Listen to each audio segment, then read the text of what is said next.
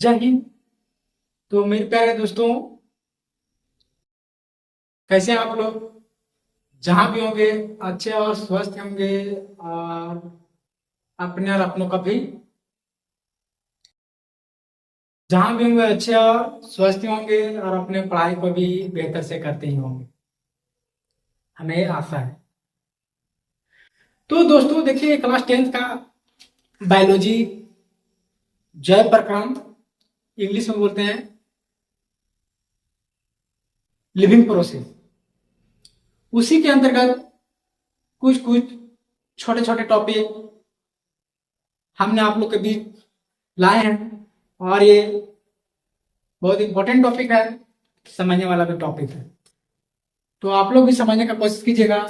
इससे पिछले वाले वीडियो में हम बता चुके हैं, आप लोग वहां भी जाकर देख सकते हैं।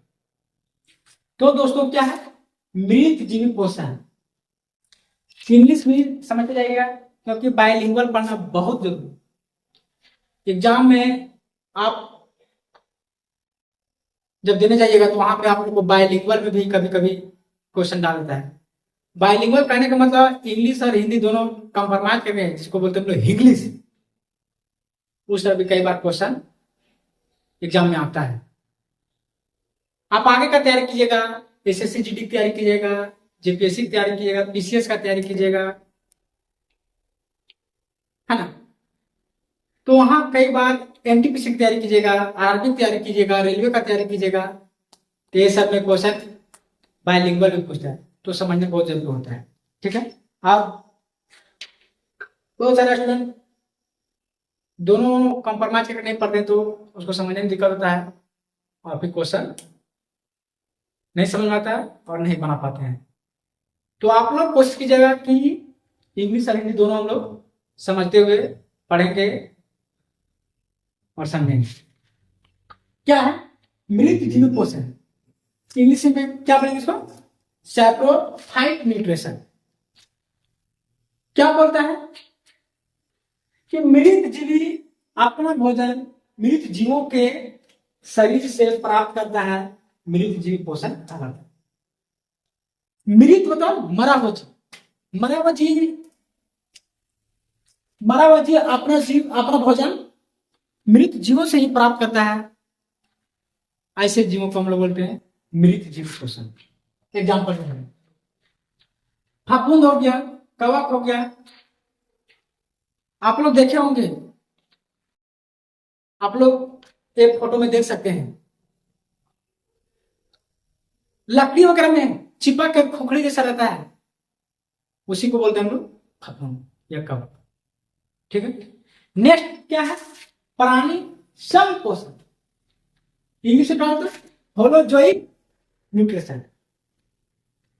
इसमें क्या है, इसमें जीव संपूर्ण भोज्य पदार्थ को अंतःकरण करता है, अंतःकरण का अंदर लेता है, तथा उसका पाचन शरीर के अंदर में होता है, उसी को बोलते हैं प्राणी संपोषण। यानी कोई भी जीव होगा वो खाना तो खाए करेगा, लेकिन उसका पाचन में कहाँ होगा? अंदर में होगा, और खाना जाएगा भी कहाँ? अंदर में ही जाएगा। अंतःकरण करेगा मतलब अंदर लेने का कोशिश करेगा, और उसका पाचन प्रक्रिया भी कहाँ होगा? शरीर के अंदर होगा। ऐसे न्यूट्रिशन क्या होगी? प्राणी संपोषण। एग्जाम्पल अमीबा, अमीबा कैसा जीव है? क्वेश्चन पूछता है अमीबा एक जीव है, ये अपने बड़ा होगा टूटकर अलग बिखर जाएगा, फिर बड़ा होगा फिर अलग टूटकर बिखर जाएगा।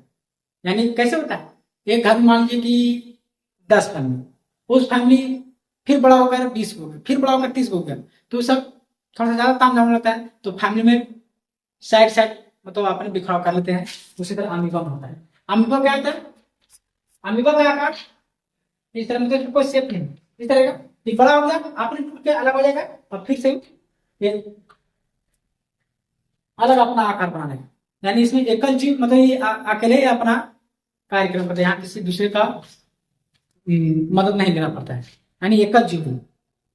मानव, मानव क्या है? भोजन अंदर मतलब ग्रहण करता है, और उसका पाचन प्रक्रिया भी हम लोग के अंदर में होता है। तो ऐसे न्यूट्रिशन को हम लोग बोलते हैं प्राणी संपोषण। एक बार हम लोग फटाफट रिविजन करेंगे। मृत जीव पोषण से प्रोवाइड न्यूट्रिशन, मृत जीव अपना भोजन मृत जीवों से प्राप्त करता है, मृत जीवों से प्राप्त करता है, ऐसे पोषण को हम लोग मृत जीव पोषण कहते हैं। एग्जाम्पल क्या है? फफूंद हो गया, कवक हो गया। प्राणी संपोषण क्या है? होलोजोइक न्यूट्रिशन, इसमें जीव भोज्य पदार्थ यानी भोजन को अंतःग्रहण करता है और अंतःग्रहण करके उसका पाचन कहाँ होता है? शरीर में होता है। ऐसे न्यूट्रिशन को हम लोग बोलते हैं प्राणी संपोषण। एग्जाम्पल इसका क्या हो जाएगा? अमीबा हो जाएगा, मानव हो जाएगा, ये सब इसका एग्जाम्पल। तो दोस्तों आप लोग को समझ में आ गया होगा। नेक्स्ट क्लास में हम लोग इसका अगला पॉइंट पढ़ेंगे।